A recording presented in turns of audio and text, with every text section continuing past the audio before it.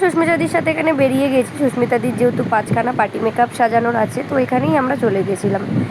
তো এখানে এসে মানুষজনের সাথে কথা বলে, যারা সাজবে তাদের সাথে কথা বলে সত্যিই খুব ভালো লাগলো। তাদের ব্যবহার সত্যিই ভীষণ ভালো। হাসি মজা করতে করতে কখন সময় কেটে গেছে আমরা বুঝতেও পারিনি। এবার এই কাজটা ছিল জানো তো মগরাতে। এবার সুস্মিতাদির বাড়ি থেকে তো খুব একটা দূরে নয়, 15-20 মিনিটের রাস্তা। রাত্রি হলেও কোনো প্রবলেম ছিল না।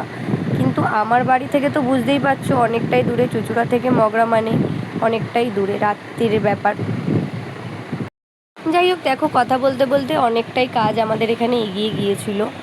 এবার হচ্ছে আমি দেখে নিলাম লাস্ট ট্রেন কটায় আছে। লাস্ট ট্রেন ছিল 11:15টায়, কিন্তু অত রাতে তো আমার বেরোলে হবে না। তো তার আগে একটা ট্রেন ছিল 10:45টায়। তো ওখান থেকে কাজ কমপ্লিট করে আমি 10:10টার ট্রেনটা ধরবো বলে বেরিয়ে গিয়েছিলাম। কিন্তু স্টেশনে এসে তো কোনো অভিজ্ঞতাই ছিল না যে মগরা স্টেশন এত ফাঁকা থাকে। তো যাই হোক, এখানে একটা পুলিশের সাথে আমার এখানে পরিচয় হয়ে গেছিলো। এই কাকুটা ভীষণ ভালো ছিল। তো আমাকে উনি দায়িত্ব করে এখানে বললো জেমস বগিতে ওঠো, তোমার কোনো প্রবলেম হবে না। তো যাই হোক, ওনার কথা অনুযায়ী আমি জেমস বগিতে উঠলাম। কিন্তু আমার মুখের অ্যাটিটিউড দেখে তো বুঝতেই পারছো যে আমি কতটা ভয় পেয়েছিলাম।